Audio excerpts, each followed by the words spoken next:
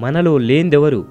మనలోనే ఒక చాణక్యుడున్నాడు, మనలోనే ఒక శాస్త్రవేత్త ఉన్నాడు, మనలోనే ఒక గాంధీ ఉన్నాడు, ఒక గాడ్సే ఉన్నాడు, నాయకుడున్నాడు, సేవకుడున్నాడు, ఒక తండ్రున్నాడు, ఒక కొడుకున్నాడు, ఒక రక్షకుడున్నాడు, ఒక భక్షకుడున్నాడు, ఒక ఇంజనీరున్నాడు, ఒక రైతన్నున్నాడు, ఒక కూలీ ఉన్నాడు, ఒక నటుడున్నాడు, ఒక భటుడున్నాడు, ఒక దేవుడు ఉన్నాడు, ఒక రాక్షసుడు ఉన్నాడు.